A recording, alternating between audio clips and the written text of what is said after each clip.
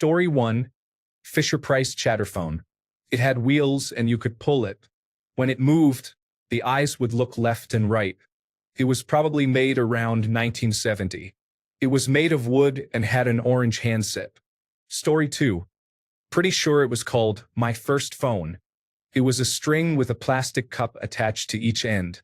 Story 3. I have to have one of those see-through corded phones with all the gears in my room. But I'm guessing you mean a cell phone? In that case, I saved up and bought myself an LG chocolate in cherry red. It was the first phone that was truly mine. Story 4. The same standard Western Electric Model 500 that AT&T and Bell leased to everyone. Story 5. Probably a General Electric or maybe a Western Electric. Pick up the receiver to check that nobody was on the line. Give the crank a hearty spin. The operator answered and you told her who you wanted to call and she would make the connection. When someone was calling us, we would count the rings. 2 rings and a short ring meant someone was calling us. Story 6. Thank God this is not a security question for password resets. My first phone was a Philips Savvy. Story 7. It was red and had a cord made of coils, which plugged into the wall. The keypad was not on the same part of the phone as the speaker and microphone. If I was not home, my mother would answer a similar phone in the living room and take a message. Story 8. Sony CM R111 Personal Mobile Cellnet Telephone, 1994. Story 9. It was an LG model flip phone in 2005 or so. It was pretty cheap, and my dad also got the absolute worst calling and texting plan possible, where I had like 10 minutes a month and 1 text message a day. When I complained about how little that was, I got an earful about gratitude and then was treated to a closing remark about how I didn't have any friends, so I didn't need a cell phone plan with a damn. He may as well have not given me a phone at all. Story 10. Motorola Razr was the first phone I ever bought. I walked into an AT&T store and purchased my own plan and phone with my own money. Rest in peace, AT&T. Story 11. A party line in the 1960s. I had a mobile phone a couple of years ago but dropped it in the parking lot and ruined it. I said, no more of these. I have a house phone now. Story 12. A flip phone. No idea which one, though. It may have been Nokia. They came in pink and white, and my sister and I both had one, although I cannot remember who had which color. I loved playing the games on it but was terrified to go on the internet because it was expensive for the prepaid plan. Story 13. Way after my first phone, I loved my G2. It was the customized sidekick. However, we had pagers back then. Story 14. Nokia 3310. Basically a tank with a keypad. I am convinced it could survive a nuclear blast, outlive humanity, and still have 75% battery left. It did not just make calls, it made statements. Story 15. Mobile phone. Motorola V120. Landline phone. My mother had one of those 1800 models where you lift the receiver, hold it to your ear, and speak into the microphone, which was vertically mounted. The cords were fabric covered. It was an antique in the 1980s, but it worked. I think you had to tell the operator the number you wanted dialed. They eventually stopped allowing people to use that system, and you had to have either a rotary dial or a keypad. We never had a rotary phone. My grandmother did, and it was impressive. We went straight to the old 1980s style translucent phone with neon lights. It was not very practical but was cool for the first 5 minutes of ownership. I never had a phone in my bedroom, it was not popular. However, I did buy a 4-screen phone, the kind with buttons on the handset and a receiver base slightly larger than the handset where you set the phone down. I may have the terms a bit off as I remember visually more than technically. Story 16. My first phone, and the one I am still using right now, is a Vivo. It is basically a hand-me-down phone from my grandmother. This phone is about 15 years old but works just fine. Story 17. The first phone I bought myself was a rotary dial beige princess phone with a cord. Ma Bell had recently been broken up, and as part of the anti-monopoly arrangement, we could now buy our own phones and no longer had to pay a monthly rent surcharge on our phone bill. The Ma Bell phones lasted forever, but the one I bought stopped working in 5 or 7 years. I forget which. Story 18. Rotary hardline desk phone. Opaque plastic allowed visibility of internal components. Featured green and red lights that flashed on incoming calls. Story 19. My first phone was a Radio Shack bag phone. It was a huge improvement over my brother's suitcase phone, and you were not tied to your car. I thought I was amazing. Story 20. A Nokia 3310 that I picked up off the road after a car drove over it. I put a different subscriber identity module in it and continued to use it. Story 21. The Motorola M3788 was very basic and did everything a phone needed to do but not much else. I replaced it with a Siemens C35i, which felt like space-age technology in comparison. Story 22. Qualcomm QCP 2700. It went for a swim in the Delaware River. The screen stopped working, but I had memorized the number of clicks while scrolling through contacts to call who I needed. It finally died about 4 months later. Story 23.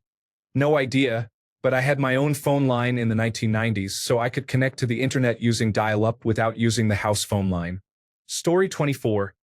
My dad's hand-me-down Siemens phone has no camera, a low-quality screen, and actual buttons. He insisted on calling the company Simons because he was mistaken. Story 25. Motorola RAZR was the thinnest phone at the time. I felt very cool in my class using it. Story 26. Nokia 3220. It had 4 rubber bumpers that lit up and a cool Nokia splash screen. It also had great ringtones synced to the lights. Story 27. Sony Ericsson T610. Built-in joystick with an add-on remote-controlled SUV that could be recharged by the phone itself. Still the greatest of all time. Story 28. It was a Boost Mobile Pay card-type phone that required buying cards to get minutes, but it also had a free walkie-talkie feature to communicate with other same-type phones. I always had some trucker blowing up my phone. Story 29. Nokia 5190 with Los Angeles Cellular.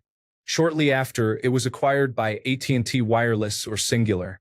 I do not clearly remember, but it got me out of my 2-year commitment, and I switched to another cellular plan and phone. I progressively used smaller and smaller phones until they were made fun of in the movie Zoolander, and then I was using a Trio. Story 30. My first phone was the legendary Nokia 3310. It was indestructible, had the game Snake, and probably still has battery left somewhere. Story 31. Nokia 6150 in the United Kingdom, and only when I was 17 I was not allowed to have one earlier. Every other kid at school had the exact same gray Nokia 3210. The Nokia 6150 was superior technologically in every way. Even if, looking back, it was not as sleek as the Nokia 3210, I thought at the time it looked much better, perhaps more professional or businesslike. Story 32. Whatever this boy is. Story 33. The Windows Phone. After that, it was an iPhone 5, 7, X, and 13. If you go all the way back, it was whatever my mom and dad had plugged into the wall in the 1970s. Story 34. Nokia 2112. I have set my iPhone ringtone to the old Nokia ringtone for nostalgia.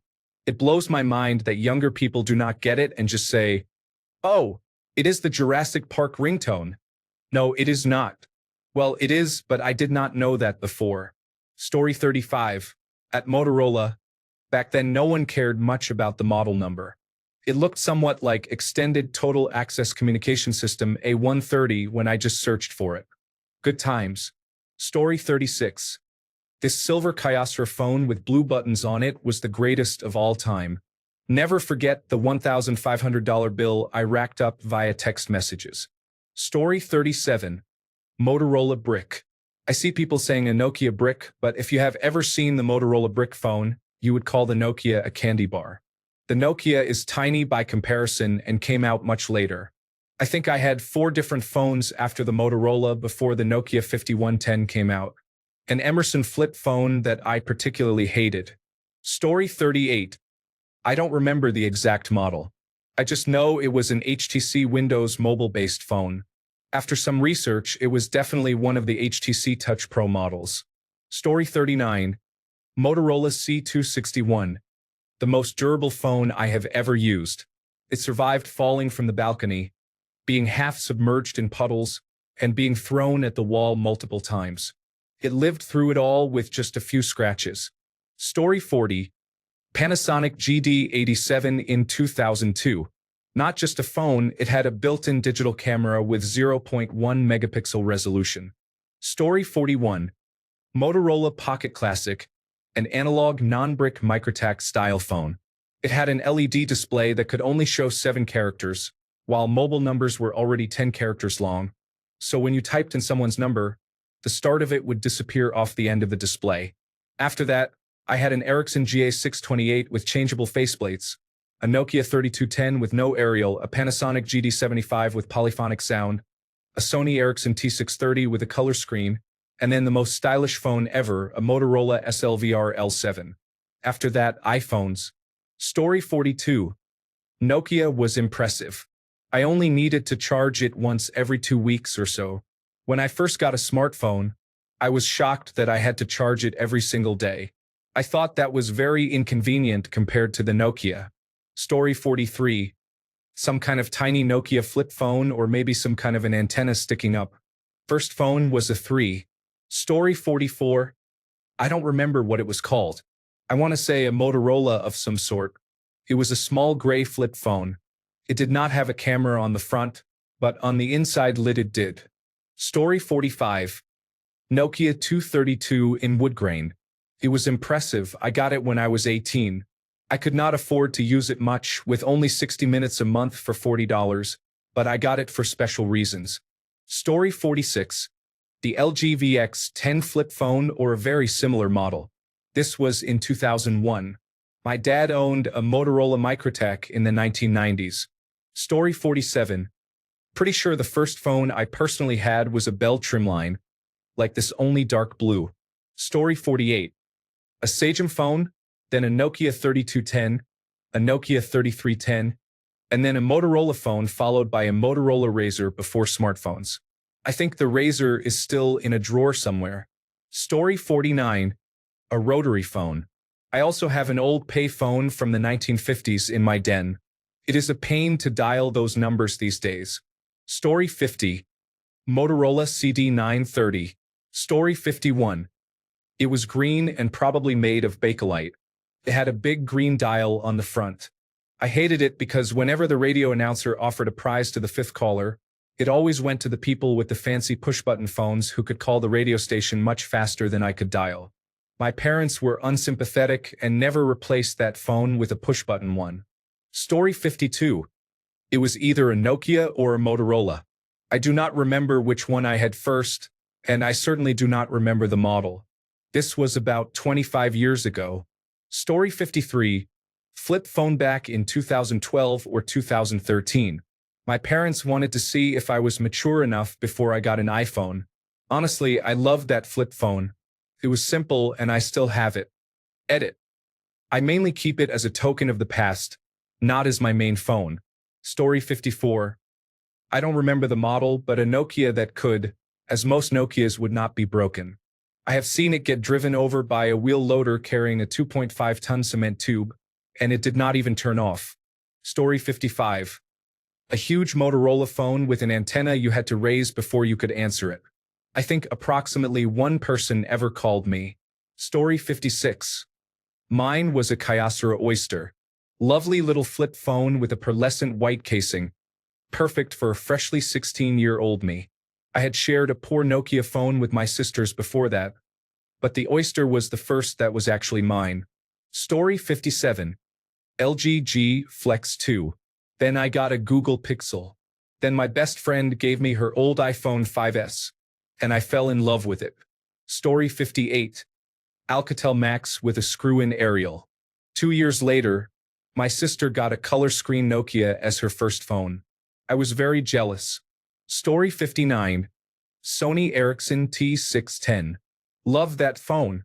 We had a bug with our local network provider where multimedia messaging service messages were 0 rated and therefore were not charged for. So we would message each other with just text in a multimedia messaging service message at a time when not many people had multimedia messaging service capability on their phones. Story 60. Our family's first phone in the 1980s was a corded landline desk phone. A beige one like this model. The first home phone I owned was in my second apartment in 2001. It was gifted to me by my aunt as a housewarming gift. It was a replica Spirit of St. Louis Field phone Mark I. My first cellular phone in 2002 was gifted to me by my brother. It was an LG 4NE1. The first cellular phone I actually bought myself in 2006 was an LG Rumor LX 260. Story 61. Motorola bag phone back in the day. I was so super cool taking calls on that massive handset from my utility vehicle. Story 62. An obnoxiously green box on the wall. It came with a handy cord, useful for quieting your siblings when they were making too much noise while you were trying to talk to your friend. Story 63. I had an iPhone 6S during the time the iPhone X was released. I still remember all the memes about it costing $1,000 and the algebra jokes. Story 64. Sagem RC812. All the buttons started wearing off almost immediately, so after a month or two, I returned it and switched to a Philips Savvy. The most frustrating feature of the Sagem was that you couldn't send a text message to someone from your contacts. You had to type the message before entering the number. If I wanted to message someone and couldn't reply, considering there was only space for 10 messages on the SIM card, so I always deleted messages. I had to look up the number, memorize it, create a new message, type it using the keypad, then enter the number and hope I had remembered it correctly. Story 65. Samsung Galaxy Young was my first Android phone. Before that, I used Nokia N73, a Symbian device with an excellent camera and music controls. Having this phone at that time was very popular. I was the popular kid in the neighborhood. I also used Nokia N95 for a good while. It was an amazing phone with a great camera, large speakers on the side, and I played Asphalt on it a lot. Story 66. Audiovox GSM 810E. I loved this tiny, indestructible device.